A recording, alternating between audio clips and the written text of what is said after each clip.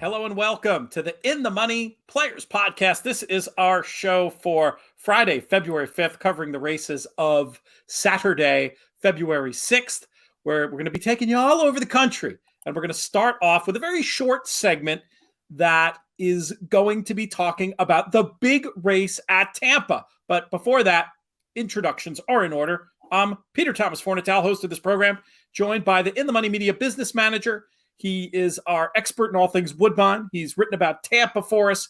He's actually really a star analyst, I'm going to say. Always interested to hear what he has to say about these races. Drew Coatney, how are you, my friend? I'm doing good. I escaped the confines of Chicago, and I'm up here in Michigan in the lower bit, and we got about a foot of snow on the ground, and there's a fire downstairs. So no complaints on my end. How are you? It sounds like you want to get this done as quickly as possible so you can enjoy your coffee. I'm assuming it's coffee at this hour of the day in front of the fire. Yes, third cup actually as well. So new dad territory here with coffee levels.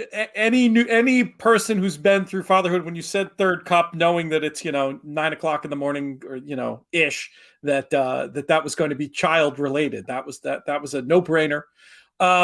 So let me tell folks how it's going to work. We have a discussion of the entire late pick 5 at Tampa as part of In the Money Plus. We encourage you to support us by subscribing to In the Money Plus. Lots of great additional written content and extra shows, including this deeper dive into the late pick 5 at Tampa.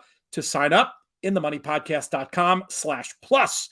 So go ahead and do that. And while you're over on the site, if you want to sign up to our newsletter, that also not quite as much as plus, but helps us out. inthemoneypodcast.com/email. And that is a great way to keep up with everything going on over at the In the Money Media Network. But we are going to talk about the featured race. There's a bunch of big ones, but the featured race is the Sam F. Davis. And this one, who knows? This could end up having some Triple Crown implications for us. Some talented looking runners here going a mile and a 16th. Obviously, for 3-year-olds, scheduled post time of 5:02. Drew, kick us off in this one. Where will your dollars be going? Yeah, I love the trip angle on the number 9, Candyman Rocket. Second start, did it very professionally, broke extremely sharp out of the gate, rated back, and then did everything needed to after that with Johnny V aboard.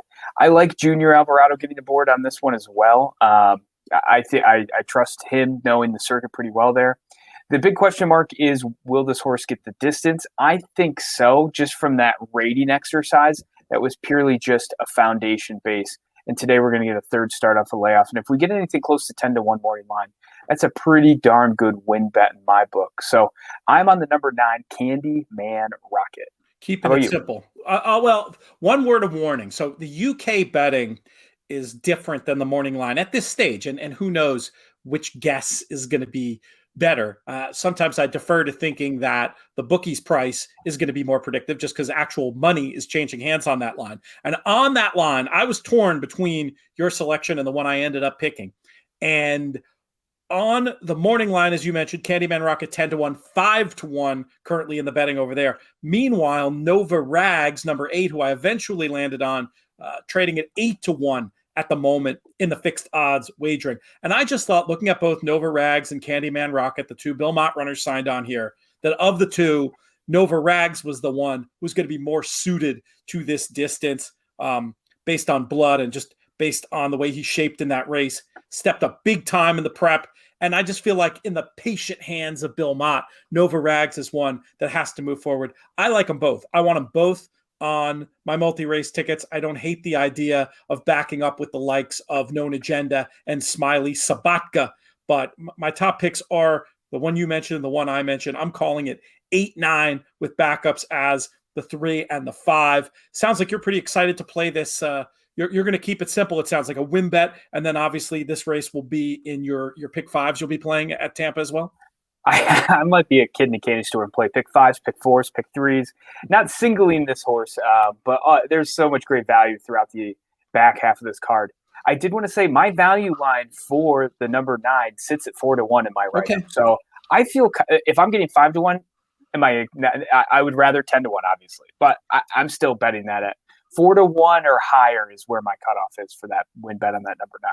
Let me ask you about your value line making process, just to go on a little bit of a tangent here. Is this something you're doing by feel, just on contenders? Is it something you do for every runner in the field with a spreadsheet, making sure everything adds up to 100%? How fanatical do you get about making a value line, and what is your process? Yeah, I used to. So how I got started handicapping was actually building a value line for every horse in an Excel sheet when I was looking at a race and putting comments of why I felt that value was the actual line is what it was. And now it's come down to like feel, just based on when we're placing wagers in sports or we're placing wagers in horse racing. It helps give perspective of like what is appropriate risk, and completely comes down to feel for me at this point now. So if, like, for example, the number 5, I can't pronounce the name this early in the morning or whatever time of day it is at this point, Smiley Sabatka. But got an easy trip on the rail. November, it's been a little bit of time off. Is the horse talented? Probably. But do I want to take a really short price at 3-1, which might drift a little bit? Probably not. So the value line for me sits at like 5-1 because I've got some knocks. I need to start building that value line up. So completely feel for me at this point, but I can't encourage people enough to try and go through and set a morning line for each of your runners and start looking at, oh, wow, that horse I wanted to bet at 3-1, I really had it labeled at 6-1 in terms of probability. And you can use percentages to help build that understanding and make it more tangible. You know, if a runner has a 12% chance versus a 20% chance, that really swings the odds quite drastically. And so it's good to know that as well. So that's it. That makes sense to me. You say make a morning line, but you're really making a value line. Morning line implies that you're building in room for takeout, and that is not what you want to do when you're making a line that you're looking to make bets off of. You want to make that line to 100%. You're not trying to beat the takeout. You're trying to win. That's one little note I'll put on there, just to button up the Sam F. Davis. Whoa! Wait a second. Hold What's going on? We just got crashed. I gotta know. I got a question to ask. First of all, this new camera of yours, Pete, is phenomenal. Thank you. The second thing is, who is Paul Bunyan, and what did they do with Drew? Hey, you should have seen my Instagram this morning. I was out ice fishing on a snowmobile before sunup, so that worked out perfect. That's awesome. Says the guy who's a head bandage away from looking like a dead ringer for the weekend. Look at my attire today, though, huh? How about this? Oh, that's fresh. There you go. Tour in the house. All right, I'll let you guys finish. I'll just stand here quietly. Now you're going to have to give us your opinion on the Sam F. Davis. Have you looked at this race? Of course I have, Pete. Okay, well, let me give the odds because I want to button up the conversation with Drew.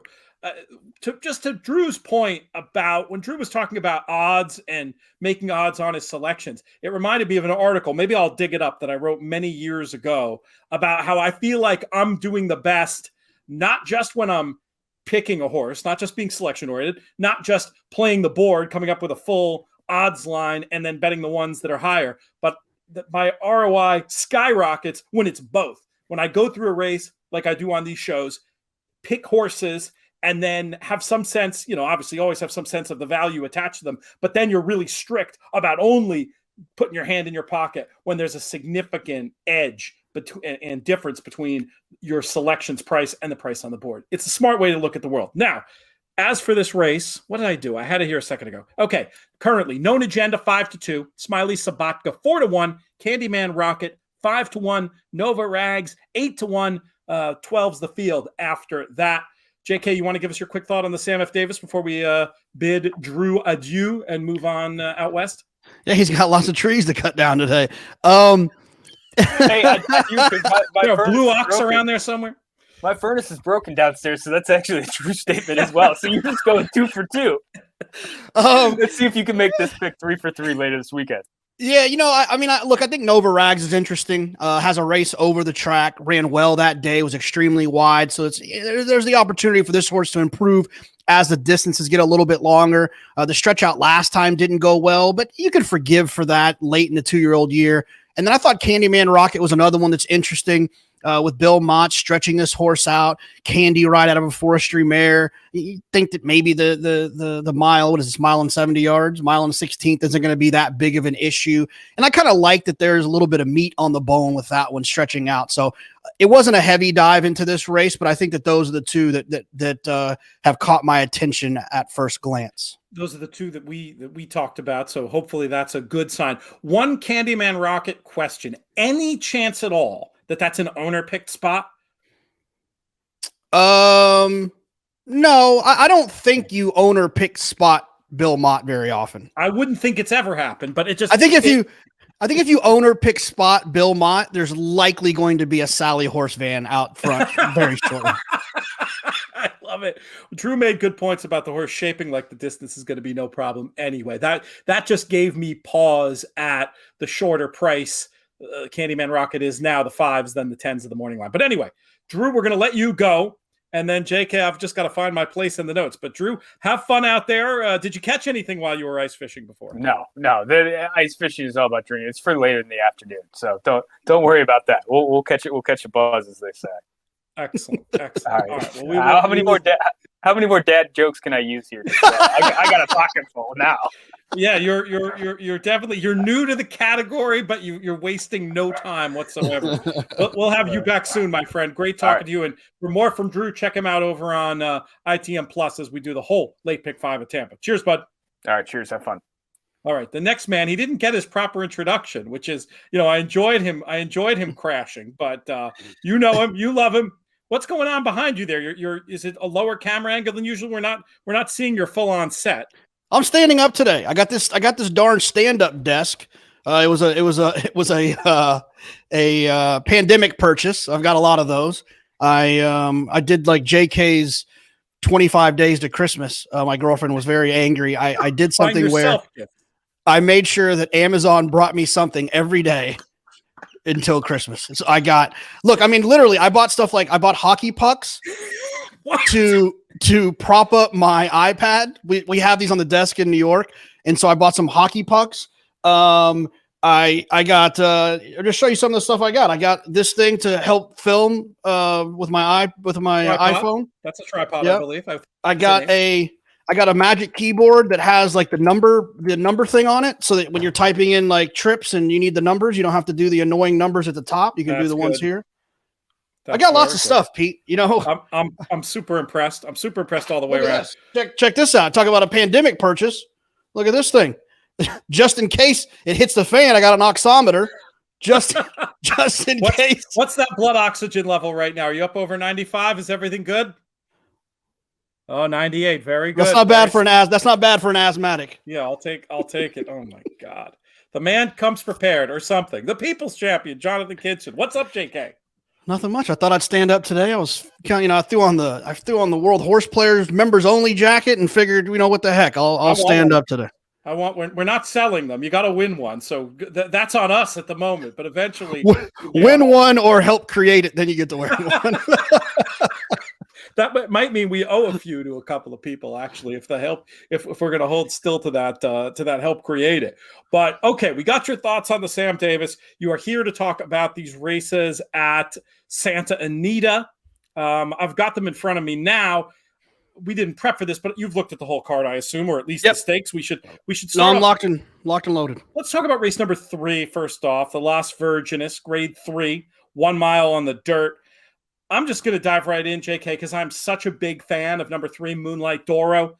I thought was a real bright spot in the 2-year-old filly division out there, which I thought was very weak, as I angered many a Californian when saying that Princess Noor wasn't fast enough to win a maiden at Saratoga, an opinion I don't feel too bad about after the year. But I love that Moonlight Doro's figure improved going long. Her breeding stacks up that notion. I feel like even though this is a short field with stretch-out sprinters in here, there's going to be pace. I think Moonlight Doro is going to roll by them all. How do you see it? Yeah, that was the horse I picked on top. I picked the race 3-2-1. I think the biggest issue that you're going to have with this horse is in the wind pool. The horse is going to be overbet. We've talked a lot about the West Point effect that you can see on horses where so many partners are involved. They want to, not only do they want to own a piece of the horse, they want to bet on the horse too for that fun and that excitement. And no one blames them for that. But I've found that my racehorse horses are often overbet as well. and Moonlight Doro being one of those. I'd expect the win price to be problematic. I would look more into the multi-race pools to try to leverage that opinion, but I agree. She feels like the one in here. I mean, obviously Calypso, it's Baffert, it's Joel Rosario, it's dirt, it's California, it's a 3-year-old race.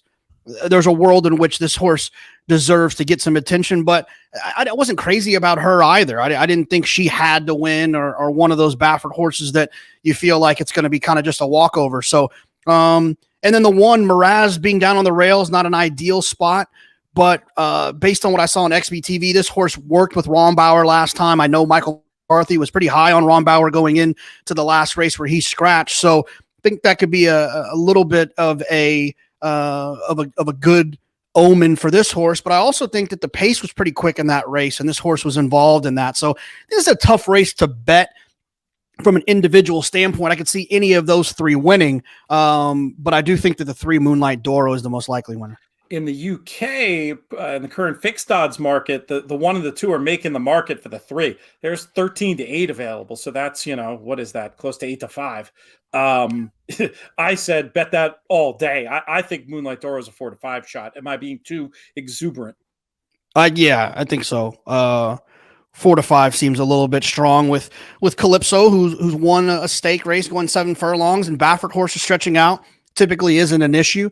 And then Miraz down on the inside for Michael McCarthy. I think, Michael McCarthy has, if you didn't know, now you know, which I think he's let people know that for a while now, that if he gets a good horse, he'll keep that horse good and continue to progress.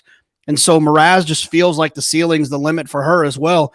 But I get where you're coming from on Moonlight Doro being the favorite. 4 to 5 seems a tad bit short for me. Yeah, I mean, 13 to 8 is what I would be advising, and I think you could go down from there. But I just think that's the price she will be. But maybe I'm wrong. We will see how it plays out on the track on Saturday. Let's move on to race number 4, 4:36 Eastern for the Grade 2 San Marcos. 1.25 miles on the turf out there. I'll let you kick this one off, JK. How do you see it? Yeah, I mean, I like Acclimate in here. I thought Acclimate ran pretty well considering the layoff and trying the 9 furlongs off the short break. I think these longer distances actually are what Acclimate is probably better at anyways. Now, look, it's still a West Coast turf horse. I'm not cutting in line to bet this horse when they start, trying to travel towards the East Coast. But I think out here, I think this horse has an opportunity to continue to improve. The 6 Oscar Dominguez, it's another one that I thought was interesting. He just kind of seems like that type of horse that just kind of can hang out in this division on this side of the United States and knock on the door and kind of make some noise. The interesting one, I guess, is the 3 Starting Over, which is that kind of East Coast turf horse coming out west. Had an opportunity last time against Camaraderie, didn't get the job done. Maybe the added distance is what this one needs and will help. So ultimately, I went with the faces that I know and recognize with the 4 and the 6 because I just don't quite trust Starting Over yet. I'm making a guess that this horse is going to want the 1.5 miles, and I feel like that's a little bit lazy. How would you grade them? Is the 4 your lone A with the 6 a B and the 3 more of a C? How do you have it? Yeah, the hard part about that answer, which I'm glad you asked, is that it depends on what you're doing in the rest of the sequence, in the early pick 5. Obviously, I've expressed that I feel like I need the 3, 2, and 1 in the Philly stake, race 3. And so in this one, it's either take a stand or I need to spread here. I'm going to have to take a stand in the 1st, 2nd race or the 5th race. So I need all 3 of these, 4, 6, and 3. I can't leave Starting Over out, but I think that the edge goes to Acclimate and Oscar Dominguez because of the distance questions. I know they'll get the distance. They might not be world beaters, but they can get the job done. So I need all 3 of them as A horses. Okay, interesting. Very interesting. I am glad I asked because I would have gotten that completely wrong. Not much to add, except I'm more convinced that Acclimate is a place to plant a flag here. I felt like that was a pretty strong race last time. Probably moved a little bit too soon into a pace coded as fast, and I think should have a pace edge in this spot. And then the point that you made, I actually like how the speed is going to play better going longer. I'm all about the 4 in the San Marcos. We're going to skip race 5. If you want JK's thoughts on the other Santa Anita races, though, don't fret. You can get them, and you can get them for free over at twinspires.com or the Twinspires app with the expert picks. So go check that out there. Meanwhile, we're going to jump ahead to race number 6. post time 5:42. We're at 1.125 miles on the turf. First level allowance for 4 and up. And I'll go first this time because I have a strong opinion. This is another horse who's going to take a ton of cash. Fixed odds people probably try to get on sooner rather than later when it comes to number 6, Whisper Not, coming off what I thought was a pretty rough go of things the last time. Stakes placed runner, I think is going to get a great trip in this spot, and is another I wouldn't be surprised if goes off at odds on if there's odds against around. Is race number 6 as simple as Whisper Not, JK? Or do you have a fly in the ointment for me? Yeah, I love Go Gone. This is a horse that I've been chasing around the East Coast for quite some time. Never quite gets the pace to close into, never quite gets the trip that he needs. He's putting the blinkers on. He's changing locations. He's east to west, one of my favorite angles. And I pronounce his name right this time. I don't have to worry about Andy Serling culture shaming me for not knowing. What did you call this poor beast? I don't know if we called them Go. I don't remember. It was. I think it was Greg Wolf and I both. Maybe Gogween. Yeah, I don't remember what it was. But he got all worked up and wanted to. He got all worked up and art shamed me. It was the day. I think it was the day that I told him. I said, "Tell me one Jay-Z song." Oh, that's hilarious. Because he said I didn't have any culture. Anyways, so I like this horse in here. I mean, I understand where you're coming from with Whisper Not. The figures were fast, ran well last time, and is the horse that will take all the money. But I think there's an angle with the 7 in here, so I would take a look at that one. And then Greg Dar, I like those inside tactical posts at Santa Anita. It's kind of a new thing I've fallen in love with. If you can save ground on both turns and get clear for run, you got a great opportunity to pick up a check. But I saw this one 7-6-2. I want the 7 and the 6 as A's and the 2 as a B. I like the sound of it, and you make a good point about your friend Gogan, and I can easily work in a few backup lines at with the way the prices are going to shake out there. I think in the picks to keep that on side. Andy's coming for you. I think it's Gogan. It's Gogan. See, Gogan. You're asking for it. My French pronunciation is decidedly mediocre. Drew was asking me to pronounce French on the other show. Italian I can do, but anyway, we'll leave it alone. That horse named after the famous painter. Race number 7 is the Grade 2 San Vicente Stakes. We're on the dirt going 7 furlongs for this one. 6:14 post time. You go first. Yeah, I mean, look, the concert tour is going to be tough in here. The debut was spectacular. He ran fast. He did it easy. He did it the right way. He opened up. He pulled away. I cannot believe he went off at even money. There was the other one, remember? There was the other supposedly fancied one in that. Yeah, Hosier, I believe, was in there as well. Yeah. But here's the thing. I kind of like this progression for him. Bob's got a lot of horses, so he's taking his time with this one, letting him just go from the 6 to the 7 rather than that crazy jump up to the mile and the 16th or running him in the Robert Lewis or holding on to him for the San Felipe. So I like they're going to run him here, and then they have a plan now. I can go forward. They can wait till Arkansas. Feels like the type of horse that he would wait till Arkansas with, right? He'll keep the other ones local, and then once this one wins a 7 furlong race, take him to Arkansas and run him in like the Arkansas Derby, very Bodemeister-esque. So I think he's going to be hard to beat. I would single A this horse. I wouldn't waste any equity on B horses. Underneath, if you're playing exactas, I think the Chosen Vron is the one that you want. I thought he ran well last time with Johnny Velasquez. Switches to Mike Smith. That shouldn't be an issue. And Freedom Fighter, I just think is up against it down towards the inside. It's going to have a lot of pressure. It's going to have to be much the best to be able to pull off a win from that spot. So I thought that this was a slam dunk with the 6 concert tour. If he shows up, they'll be all running for second. Not much to add, nothing to disagree with. I mean, check out that breeding on concert tour. Street sense out of a Tappet mare. Not really supposed to be fast enough to run that fast, beyond the pace going 6 and blow a field away. This one has to get better as distances get longer. I agree. I love the progression going from 6 to 7 here with the stretch out next time. All the confidence in the world. Concert tour is the only one I need in my horizontals. Just one little note to add that I picked up reading the pages of our friends at the Daily Racing Forum. For a second, I was wondering, remember Chosen Vron, we both loved as a single on Cal Cup Day in the 3-year-old race. And I was wondering, is this a crazy, impressive sign of confidence that they chose not to run there, to run here? That is not the case. He had a little illness and so missed that spot and is here because it's the race on the calendar, which, while I agree, he can absolutely run second to Concert Tour, makes me think that's not some massive positive. You know what I'm saying? Yeah, no, I would imagine that's the case as well. And look, he can absolutely win. I mean, his performance first out was very good. He ran fast early. He finished well. He did all the things you want to do. I just think he's dealing with another type of animal to the outside. Agree completely. If Concert Tour wasn't in here, I wouldn't have any problem with it. Yeah, I'd single him if Concert Tour wasn't in here. That you'd have to give your silver wig back in that case for dissing Freedom Fighter, but we don't need to go down that particular rabbit hole. Let's talk about race number 8, JK. It's the Grade 3 Thunder Road Stakes at a mile on the turf. 6:46 is the scheduled post time Eastern. It's my turn. I like number 7, Bob and Jackie. Looked the clear best speed, strong recent numbers, and I thought just eligible to move up in the second start off the layoff. And then I did want to give a little shout out. I don't know if he'll be ready, but number 2, Hit the Road. You remember this one? This was that wise guy horse for the Breeders' Cup Juvenile a couple of years ago, and has been a bit star-crossed since, but has shown talent when he's been on the track. And I was interested in him from a trip point of view because he's got plenty of finish, and he's going to be positioned well ahead of the deep closers. I don't know if he's ready. I want him as a backup in this spot, though. 7 and 2 for me. How do you see it? Yeah, I mean, I'm with you on the 2. I get the angle. He's not in my top 3, actually. I think that Sombeya down towards the inside should be tough again.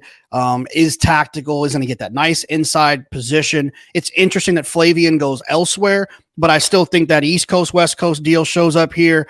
The other one I thought, the 8, Himbre, is a horse I've been trying to get home for Mike Maker.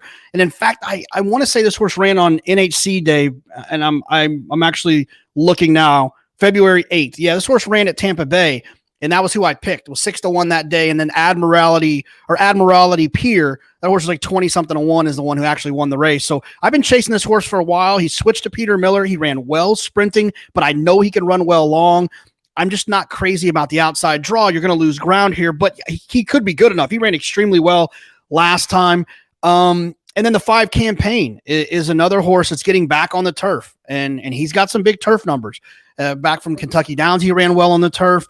And John Sadler can win races in bunches out there. And so I felt like Campaign was interesting as well. This is another race where I feel like I need all 3 of them, 1, 5, and 8, 1, 8, 5 in that order as A horses. 1, 8, 5 is A. So I'm surprised you didn't give any count to Bob and Jackie. What am I missing with that one? No, the pace was not fast last time. So being close to a pace that's not quick is usually a downgrade for me.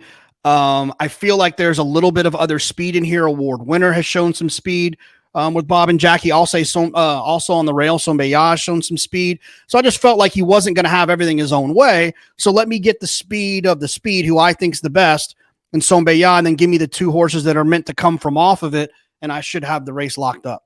All right, we shall see how it plays out there. Let's talk about the nightcap.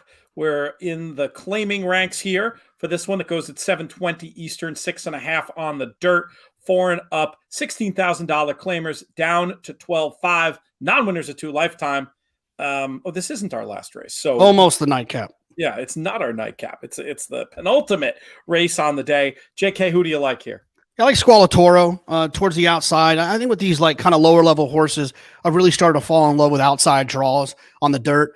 Just keep them in the clear, let them run. Don't ask them to start and stop. To me, that's what to me, the difference between a good horse and a 12 claimer is that they don't want to start and stop. They don't have gears, and they can be easily discouraged. So why bury them down inside, ask them to start and stop, and then hope that something good's going to happen? Just put them outside, put them in the clear, and just let them run the whole time. And if they're good enough, they're good enough. So I like the 9 towards the outside in here. Also the 5, more bubbly. It's a horse who has some early speed, and I like speed in these races. Put them out there in front and let them kind of run, and don't ask them to start, stop, or overcome traffic or pass horses. And then the 4, Prince Ricky, another one that has speed. So that's my order of operations. Outside speed is typically going to be my picks in these types of races. And then I'll just kind of start working backwards with other types of horses that have tactical speed that can put themselves in the race. I saw this one 9-5-4. Same numbers. I took a little bit of a shot and actually listed Prince Ricky first, thinking there was maybe a chance to be the speed of the speed at a price, and Squalatoro, the 9. I just think it's going to set up great. Feels like if they do go too fast, Squalatoro, I feel like clearly has the best finish, and I'll certainly be throwing in your 5 as well. More bubbly makes an absolute ton of sense, and I don't want to have to explain to my friend Chris Jericho why I didn't cash on a horse that has bubbly in the name. Now it's time for the nightcap. Race number 10. We're on the turf, going 6 furlongs, 3-year-old fillies, maiden 50 down, 245. I'm going to keep it with you so I can ask you the question. JK, how are we going to get paid? Yeah, I mean, it's my favorite thing in these turf races, these 6 and 6.5 turf races. It's Santa Anita, is to find that outside draw and that cutback that had some speed. And for me, that's the 10 Lunatic. This horse has some turf breeding. This horse showed speed, has taken money, got Lasix for the first time last time. And I think the cutback, getting over to the turf, all of those things are a reason why I feel like this horse could run better in this spot. The 12 Cute Tip, adding Lasix, hasn't run since the 2-year-old race. And I thought ran well. Pace was quick in there as well. So, and he had a little bit of trouble. He ran for 70 last time, now shows up here for the 50.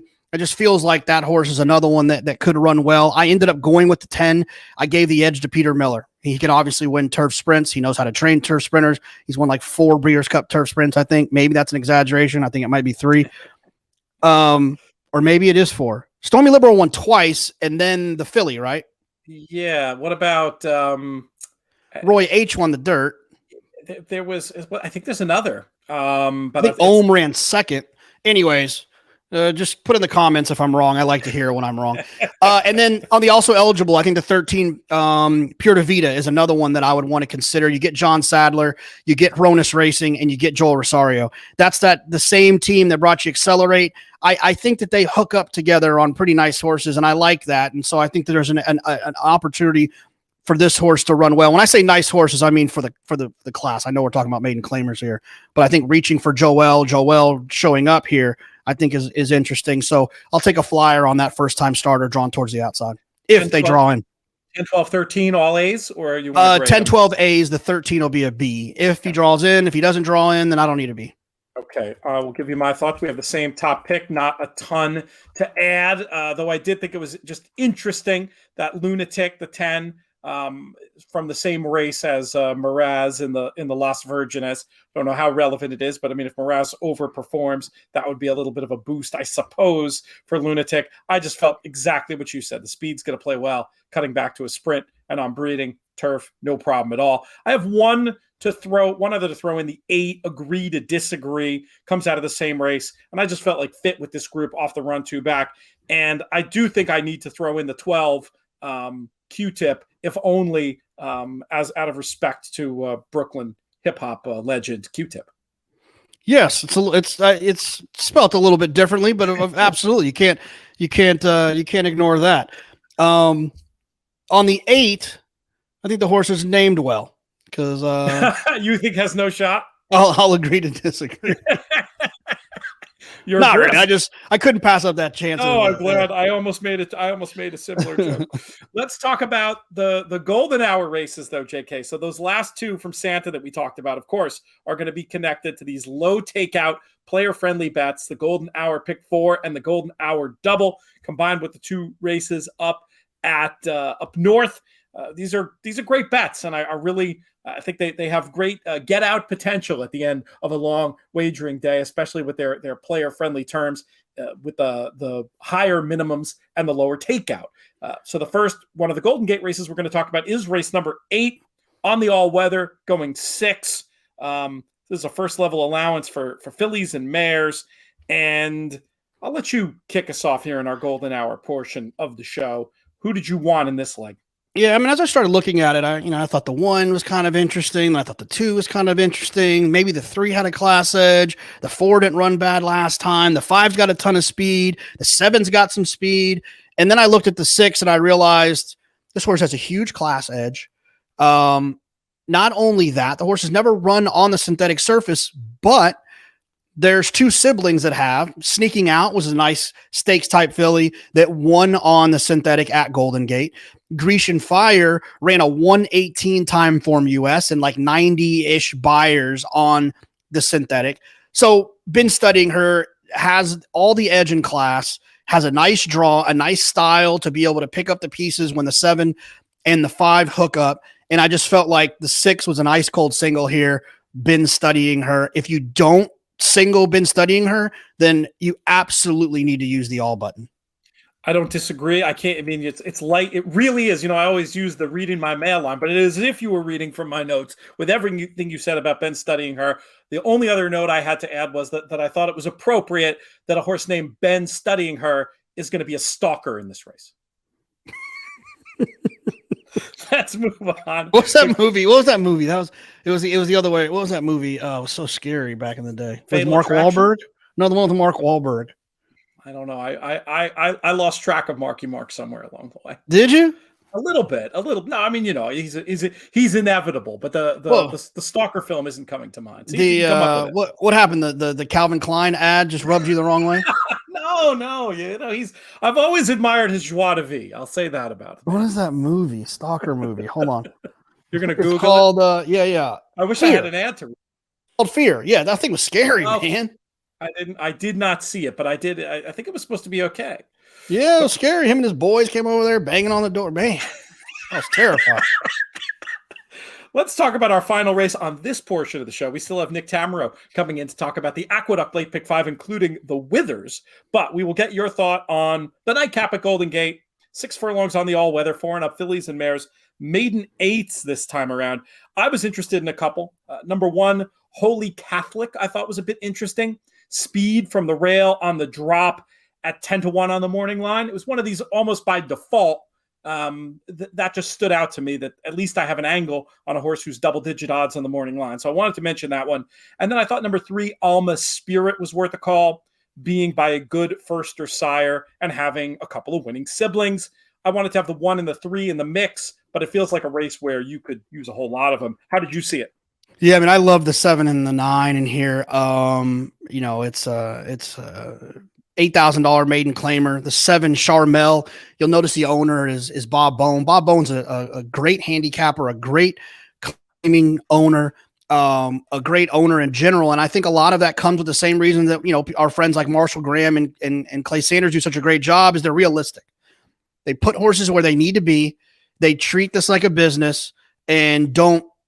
Oh, we got to run them for maiden special weight. I don't want to lose them. Like, put them where they can win. Joe Applebaum, who was on JK+1, said his best advice he would give to someone getting into this game is, if you're deciding about running them for a tag, do it immediately and do it for the less amount of money that you were considering. Give them a chance to win and move on.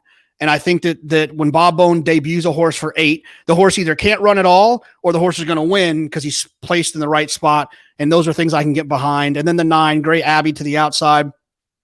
I've found that experience is so overrated in these maiden claiming races, where it's a bunch of horses that don't want to win, a bunch of horses that are lightly raced. And I think when you have all that experience, it helps them overcome some adversity within the race that others might not. They know what's going on. They go over there. They do the post parade. They got the guy with the shiny jacket on, sitting on their back. They get in the gate and they know what to expect. And I think that that there's an edge to that. And Gray Abbey ran well last time, maybe starting to figure it out. I like the outside draw at Golden Gate when they're rolling down the middle of the track. I feel like I've gotten snapped at least 198 times with horses rolling down the middle of the track. And I feel like Gray Abbey's going to get that trip in here. Just to clarify, because I think that I might have misheard, but just in case another listener might have misheard at the beginning of what you were saying there, you definitely prefer the ones with experience to the firsters in maiden races generally, and especially at the maiden claiming level. Yeah, absolutely. I think that there's just a lot to be gained from that experience of running 6 times like Gray Abbey has. I think it also makes sense in market terms. It reminds me of how whatever fantasy league you play, typically the rookies, the prospects, the hyped ones anyway, they get overbet. And it comes down to an inherent human bias where sometimes it's more appealing to put your money on something that hasn't failed yet, as opposed to being able to see the good in the one that's failed 6 times. And especially at the maiden claiming level, there can be, I think, hidden advantages, and the market doesn't always reflect it. So I agree with that completely. Yeah, I mean, a rookie quarterback in the NFL hasn't thrown an interception in the NFL yet, and hasn't lost, hasn't blown a lead, hasn't gotten pulled over, for drunk driving. There's a million things that they haven't done yet. So you end up leaning to the hope of what they are. All right, we've got Nick Tammaro waiting for us. He's not a man. You don't keep Nicky the Boss waiting, JK. So allegedly, we're gonna kick you and talk to him. But great speaking with you. And see if you can find another one of those jackets for me. Send it up to Brooklyn. And there he is. We'll just bring him right in. Why stop? We're gonna make producer Craig's life easy today, and just segue immediately to our buddy. Speaking of the World Horse Player Tour, JK was sporting, I don't know if you were watching the pregame show there, but he was sporting the cool members only jacket. So many credits to Nick Tammaro's name, but the one I'm most excited to tell you about today is now writing regularly about the NYRA circuit over at InTheMoneyPodcast.com. Nick Tammaro, how are you today? I'm doing great, Pete. Good to be with you. How you doing? Things are good. Things are very good. It's quite a weekend of racing. It's like a low-key, intense weekend with, I counted 5 races that have Oaks and Derby implications, and just some interesting stuff all over the place. I mean, obviously you're here to talk about the late pick 5 at Aqueduct, but have you looked around the country at all for Saturday's racing yet? Yeah, I've looked pretty extensively at Tampa, and I've always felt like these 2 big Tampa cards each year are really terrific, and I think this year's no exception. The Sam Davis came up really, really good, full field. The Suncoast is a good competitive race as far as the 3-year-olds go, and then the Tampa Bay and Endeavor are both interesting turf races. Tampa Bay is actually a much better race than the Endeavor, and I kind of wish they had flip-flopped them in race order so that the Tampa Bay could have been used in the cross-country pick 5, but it's the Endeavor that's in there, and there's actually one horse in the Endeavor who's entered also in the Swanee River at Gulfstream. Eventually we'll figure out whether she's going to go at Tampa, and she'll have a pretty big impact if she does end up going at Tampa. How many cards will you be playing on a typical Saturday, or does this just all depend on what's going on? I usually don't play any more than 2, and I really don't usually play 2. It might just be a spot kind of situation where, I might make a bet or 2 on a given horse or a given sequence that I've looked at ahead of time, but I try not to go too extensively beyond 1, if not maybe 1.5 cards, so to speak. I think at that point, you're just really stretching yourself thin. It's hard. It's really hard. I used to detest doing more than 1. I would say that. Like, I really don't want to do more than 1. And if I'm betting and like it's my job, I would probably still be that 1.5. Doing all the TV work, though, I mean, I'm looking at 6, which pretty much means, sicko that I am, I'll be at least having 1 bet on 6 different cards on Saturday. I just can't. I can't help myself when I've done the work, Yeah, and if you've done the work and you feel confident about what you could bet, then you want to do it, right? I mean, you don't want to hold back. The worst feeling in the world is knowing that you liked a certain horse at a place that you might not look at that frequently, and then you find out that they won when you decided to pass on it. But it's we've all seen the person at the simulcast facility or the guy that we know at the ADW account that lists the tracks coming up, and he's simply looking at whatever's going to the post time next. There's nothing like the frenzy of a crowd of people at an OTB facility when they're on a TV that changes for the next race coming up, and they see that it's a minute to post at Gulfstream, especially old Gulfstream, where you really had 3 or 4 minutes, and bang, I mean, everybody's just sending it in at that point. It's almost a race to see who can handicap the longest multi-race sequence possible. Oh, that's fantastic. Yeah, and I think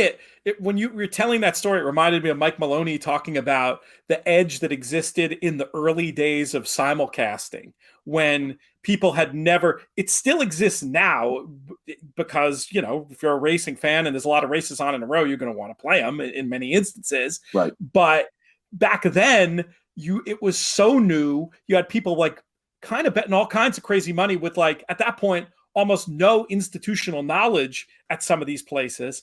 And apparently for a minute there, the edge was pretty tremendous for a circuit specialist with all that extra meat on the bone. I could imagine. I guess my history with simulcasting was when I was growing up. We lived in Dallas, and we would go to Trinity Meadows, and they started simulcasting, I want to say in 92 or 93, the winter, and they took the signals basically that are running right now: Fairgrounds, Oaklawn, Santa Anita, Gulfstream. And there was no arrangement with NYRA for distribution of the NYRA signal at that point. If Sam Houston actually was the first place to simulcast NYRA. And then if they took a race from NYRA, they did it in a single pool. It was not commingled. So that was full on simulcast, commingled, whole deal. And yeah, I mean, I would imagine for somebody that was really tuned in, it was a huge opportunity. I think the following summer, Churchill was integrated. And then I remember Turfway in the winter. I remember betting a lot of frozen tracks at Turfway in the winter. So yeah, I mean, I would, for somebody like Mike, who's as sharp as they come, I'm sure the opportunities were endless. And he's probably got a host of back in the day when we could do this stories that you just sort of, I've heard a couple from Andy Byer, and they're pretty amazing. You think, boy, it would have been a hell of a lot of fun to be involved in that. The other area of racing history, and we're deep down the rabbit hole now, but that I want to get writing about at some point is when the road gambling days. You ever hear any of those guys tell those stories about how there'd be a carryover pre-simulcasting? There'd be a carryover and you had to physically go to the track in order to take your shot at it. They're just some of the stuff I've heard from the likes of Maury Wolf and Dave Cascuna about those days. At some point, more of that. I think a little bit of it might be in Six Secrets of Successful Bettors, but at some point there could be a novel about that vanished world. Yeah, no doubt. Duke told a great story on JK+1 about him and Paul breaking down on the way, I think, to Narragansett or somewhere where they needed to bet a horse and they were like desperate to get there. And of course, the horse won. I don't think those two would have gotten in the car to drive anywhere unless they were pretty confident. But yeah, I mean, that stuff's amazing. Those stories are phenomenal. And, we take for granted what goes on right now. But yeah, there was a period of time where getting to the track was a real premium, regardless of how far you had to go.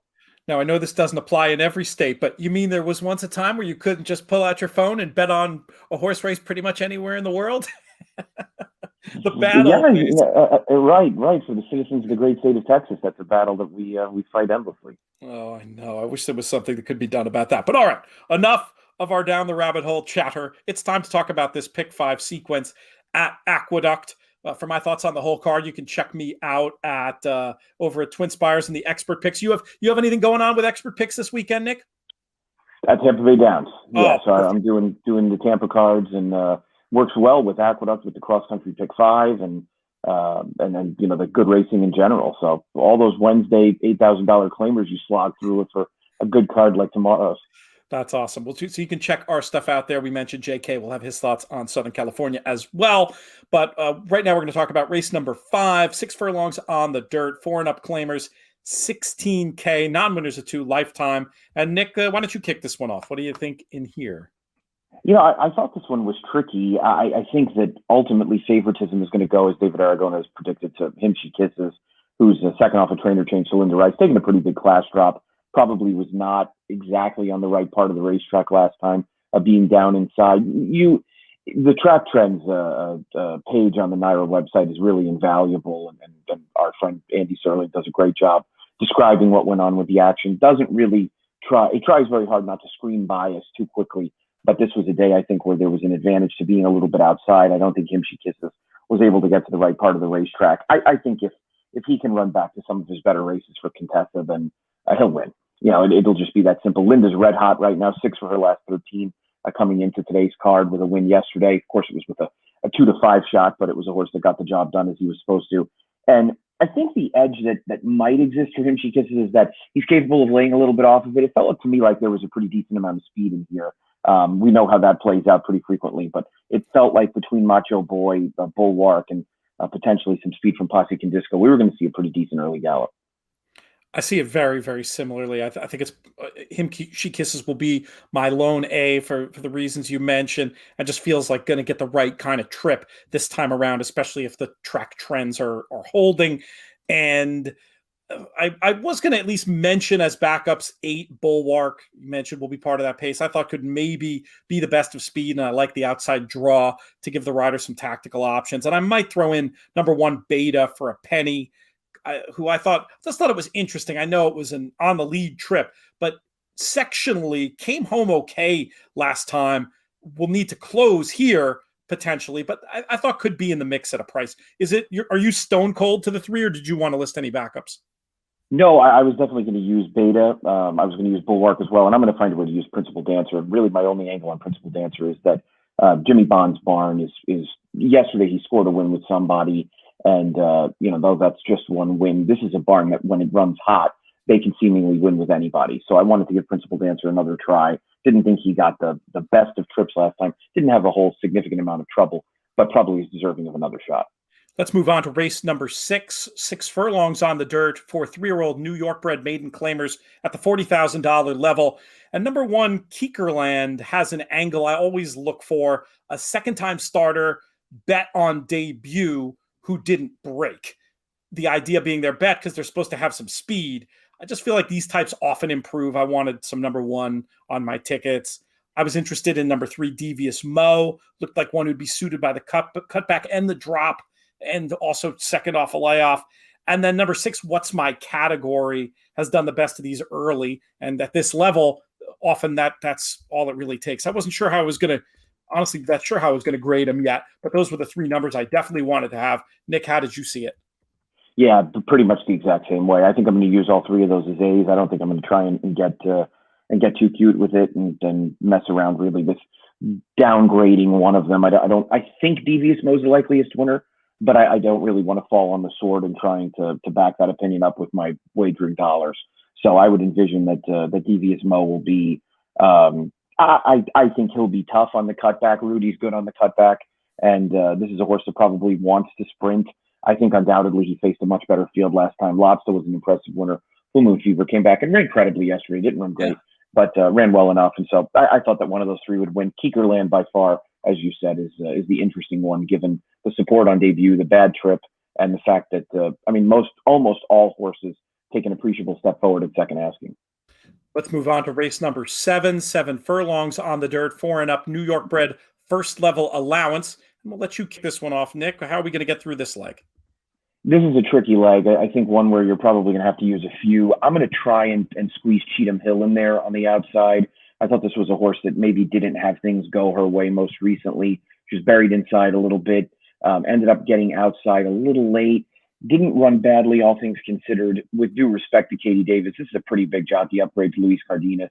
And I think he's going to get a decent trip from the out. She's going to get a decent trip from the outside. The interesting thing about this horse is that coming out of the Jason Service barn, she ended up actually running well in her first 2 tries from Exito, and as time went by, seemed to tail off. But I thought that last time she bounced back enough to be a contender. So I ended up picking her on top. I think you're going to have to use Mabel Island. I think you're going to have to use Ellarella. I think you're probably going to have to use Fair Lassie coming back on short rest, even with the good trip last week. This is an angle for Broberg. So I have a feeling I'm going to end up using 3 or 4. I just ended up putting Cheatham Hill on top. Let me, Perrin has come to join us. Come say hi to the camera. We're using this camera. Wave to everybody. Hi. What? Hi, Perrin. Nick, you have a splinter. Oh, no. Well, I'll tell you what. We have about 2 more races. I'll do the close, and then I'll come upstairs, and I'll get that splinter out of your foot. Maybe Loli can help you in the meantime. But you had a... Ooh, cool. I'm glad you like the sign. Yeah. We dig that. You have more? That's the only light box we have. Listen, you got to go upstairs. I'll be there in a minute. We have a lot of the same numbers. Before we move on to my reckoning of the race, how would you split those, just for argument's sake, Nick, into A's and B's for the moment, or is it just a big spread? I think it's going to end up being a relatively big spread, and even if we can lean on the him she kisses in the first leg, even if we go 3 deep in the second leg, I think I'm probably going to end up using the 3, 4, and 7 as A's, and we'll probably just use the balance of the field as backups. That's a lot of times what I'll do this time of year with relatively small fields. If you're talking about a 6-horse field and you've got 3 A's, I just use the other 3 and mainly use that for the purposes of chaos. Yeah, I mean, keeping chaos on side can be underrated, and it'll make my teeth itch at times. But at other times, there's right spots to do it, and this might well be one of them. I had it 4-2-7. I just felt like Mabel Island chance to be the best speed, and just a winning type who has to take the show on the road. But I didn't see any reason why that wouldn't work out. Fair Lassie, you mentioned as well, and could really get a nice trip through here, and is too sharp to ignore. And the interesting horse, I agree, Cheatham Hill, I think is going to get such a good trip just looking at pace figures that I definitely want to have on side. So we're pretty similar, I think, in our reckoning of race number 7, which brings us on to race number 8, the Grade 3 Withers Stakes. I thought this was an interesting chance to maybe try to get a price in, and the betting in the UK, if it ends up being representative, makes me feel good about taking a shot with a horse like number 2 Royal Number, who I thought could get a good trip from mid-pack, has some finish. I felt like the added ground would be his friend. I was also a little bit interested in Shack Queen King, Maryland shipper. I felt would get a stalk and pounce type of a trip in a race where the ones at the top of the market make plenty of sense. I just don't fully trust them. Of the favorites, I definitely would be inclined to try to keep risk-taking on side. Another, if I'm right that this pace is fast, will benefit from that. And I love to see the success at the distance. Just not sure if risk-taking is going to maybe end up taking a ton of cash. What are you going to play in the Withers? Yeah, I mean, I certainly agree with you that Royal Number feels like the interesting out-of-town horse. I don't particularly count Donegal Bay as an out-of-town horse, as top Pletcher trainee, but Royal Number feels like a horse that is really going to benefit from every bit of the mile and an eighth. I think showed that in the one other than back in November at Laurel, and then in 2 subsequent starts has really only made that a bit clearer. We've obviously seen Mike Trombetta do well in these parts, so I thought he made plenty of sense. I actually picked him second behind risk-taking. I'm just sort of taking what's obvious. Which is that it feels like risk-taking is going to get the right kind of setup. He's obviously a winner at the distance. I wondered when he debuted why, obviously Watts Humphrey runs almost all the horses he breeds, why they sold this one, especially with it being, like dyed-in-the-wool Watts Humphrey pedigree. He really didn't sell for very much money, all things considered. Part of the reason why he's ended up with Klarovich, who, are very careful in terms of how much they buy horses for. And it looked like he was only a couple of $100,000 horse after 2 starts, but he took a big step forward last time. I thought he ran well. The Reds, the 3rd place finisher, came back and broke his maiden 2 starts later, improved his buyer figure in that start. This figure looks like it might be a little high, and that's a concern of mine. It's a difficult figure to make. That was a day where there was another mile and an eighth race that was won by Lucky Move, the stake race, and which I think was called the Bay Ridge. And it was quite a bit slower. Of course, the pace was glacial. So this was a bit of a guess from a figure-making perspective, and we'll see. I mean, I think risk-taking will give us a good indication as to just how fast it was. Other options, I mean, I think you have to use Donegal Bay. He might be the best of the speed, as you said in the last race, but there's a decent amount of speed. I mean, if Capo Cane and Mr. Doda show the speed they're supposed to, this thing could get pretty quick. I still think Donegal Bay is dangerous, maybe sitting just off the pace and pouncing and getting the jump on the horses like risk-taking and Royal Number. Where did you land on one who's actually the favorite right now in the overseas betting, Capo Cane? I think last time was the time, and I'm willing to lose taking that approach. It was almost 7-1 last time. I thought he caught a very weak field when Swill didn't show up. It didn't look like a particularly deep field from top to bottom anyway, and I thought he was just sort of a beneficiary of circumstance. So I'm going to take a more critical approach. I don't really think this horse is screaming out for a mile and an eighth in a contested pace. And if I'm wrong, I'm willing to come to that conclusion, but I'd rather be wrong about him at 3-1 than bank on him happening again. I agree completely. Let's talk about the nightcap. Race number 9, 4:55 is the scheduled post time Eastern. We're on the dirt going 6.5, 4 and up, 8 dime claimers. Nick, how are we going to get paid? Well, I spent way too long trying to find an alternative to Earn Success, who is the horse to beat, the quickest on paper, the likely speed. He feels like he's going to be very tough to beat. I tried to make a case for his stablemate, Abba, who's dropping from 12.5 to 8, was also really a little bit outside on the day where the rail was kind of the best place to be. It's a good jockey change as well to Luis Cardenas. I couldn't quite do it. He didn't do any running. I think that Autostrad is probably the only other horse I'll use for maybe a little bit as a backup. I was mentioning before, Rudy's good cutting back with claimers on the dirt. He's 19% with a 231 ROI. I thought those numbers were good. And maybe Autostrad was a horse that just can be better sprinting in a race that might have a little bit of pace, but that's going to bank on somebody pushing earned success in the opening stages. I think you end your horizontal wagers with earned success, and maybe I'm going to use Autostrad and a little bit of O'Shea Can You See as backups. Makes perfect sense. So you left Abba out completely in the end? Given that I've spent time trying to figure out whether I can pick him on top, I probably should use him as a backup. So more than likely I will, especially now looking that I picked a 265. So yeah, I'm going to use Abba as a backup and hope that maybe he can at least sit outside of his stablemate and perhaps get the first run on the late runners. We see it almost identically. Earned success, bit of a flow move up coming out of the last, might just have the pace edge here. I thought Abba was the interesting one. I was trying to find the excuse for the last run. I could not do it, but just on the back numbers and the trip, I feel like is a logical alternative. And O'Shea Can You See looks to me to be the best late runner. I don't think the setup's going to be there, but I don't hate the idea of having at least a little bit of backup in case the pace heats up more than we think it's going to, in which case I think O'Shea Can You See could be heard from late in this spot. Well, that's going to do it, Nick. We've made it through that sequence. We'll remind folks that you can check out your analysis of New York racing every day that they're running. I say New York racing, the NYRA circuit, over at inthemoneypodcast.com. And we look forward, hopefully, to hearing more from you on the network soon. We've got some exciting things cooking. Absolutely. Can't wait. Good to join you. And we'll see. Hopefully pick a few winners and get through this winter. Bright skies ahead.